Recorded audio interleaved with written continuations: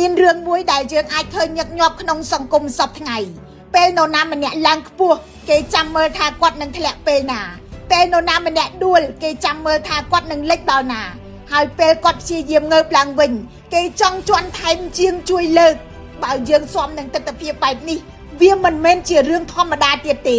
វាជាវប្បធម៌ដែលចង់ឃើញមនុស្សម្នាក់បាត់បង់គ្រប់យ៉ាងបាត់បង់ការងារមុខរបរកិត្តិយសអនាគតហើយពេលខ្លះសូម្បីតែសេចក្តីសង្ឃឹមក្នុងជីវិតនោះគឺជាវប្បធម៌ជន់ពន្លិច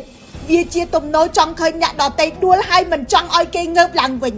វប្បធម៌នេះអាចមាននៅក្នុងសាលារៀនកន្លែងការងារអាជីវកម្មនិងស្ថាប័ននានាពេលបុគ្គលិកម្នាក់មានសមត្ថភាពមនុស្សខ្លះមិនគិតថាជួយគាត់ឲ្យរីកចម្រើនទេប៉ុន្តែគិតថាធ្វើដូចម្ដេចកុំឲ្យគាត់លេចធ្លោជាងខ្លួនពេលអាជីវកម្មមួយជោគជ័យអ្នកខ្លះប្រឹងស្វែងរករឿងអាស្រូវ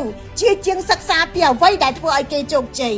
សូម្បីតែក្នុងជីវិតសាធារណៈពេលនរណាម្នាក់ធ្វើល្អអស់ច្រើនឆ្នាំកំហុសតែមួយក៏អាចលុបគុណសម្បត្តិជាច្រើនដែលគេបានសាងសង្គមដែលពិបាកអបអរអ្នកជោគជ័យនិងពិបាកបង្កើតអ្នកជោគជ័យថ្មីពេលខ្លះការជន់ពន្លិចកើតចេញពីការប្រៀបធៀបការច្រណែនឬអសន្តិសុខក្នុងចិត្តខ្លួនឯងមនុស្សខ្លះគិតថាបើអ្នកផ្សេងធ្លាក់ខ្លួនឯងនឹងមើលទៅខ្ពស់ជាងមុនប៉ុន្តែការដួលរបស់អ្នកដទៃមិនធ្វើឲ្យយើងមានតម្លៃជាងមុនទេហើយភាពជោគជ័យក៏មិនមែនជានំមួយដុំ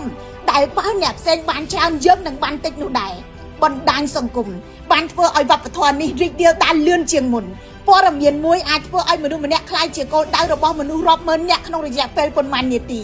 ជាញឹកញាប់មនុស្សជាច្រើនចូលរួមថ្កោលទោសឬក៏ជន់តាមគ្នាដោយមិនទាន់ដឹងព័ត៌មានគ្រប់ជ្រុងជ្រោយមុនពេលការពិតចេញមកសង្គមបានកាត់ទោសរួចទៅហើយបើទោះបីជាការពិតក្រោយមកបង្ហាញថាមានការយល់ច្រឡំឬក៏ព័ត៌មានមិនគ្រប់ជ្រុងជ្រោយក៏ដោយការខូចខាតលើកេរ្តិ៍ឈ្មោះការងារនិងជីវិតរបស់មនុស្សម្នាក់បានកើតឡើងរួចទៅហើយមិនងាយស្ដារមកវិញបានទេអ្នកស្រាវជ្រាវផ្នែកចិត្តវិទ្យាហៅបាតុភូតនេះថា negativity bias ដែលសំដៅទៅលើទំនោររបស់មនុស្សក្នុងការចាប់អារម្មណ៍និងចងចាំព័ត៌មានអវិជ្ជមានខ្លាំងជាងព័ត៌មានវិជ្ជមានអ្វីដែលគួរឲ្យព្រួយបារម្ភជាងនេះគឺការច្រឡំរវាងការរិះគន់និងការកំទេចការរិះគន់គឺដើម្បីកែប្រែការកំទេចគឺដើម្បីបំបត្តិការរិះគន់ធ្វើឲ្យសង្គមប្រសើរឡើងការកំទេចធ្វើឲ្យសង្គមរស់នៅក្នុងភាពភ័យខ្លាចពេលមនុស្សខ្លាចការបរាជ័យជាងការរៀនពីកំហុសពួកគេក៏លាក់កំហុសមិនហ៊ានទទួលស្គាល់ការខុសហើយមិនហ៊ានសាកល្បងអ្វីដែលថ្មី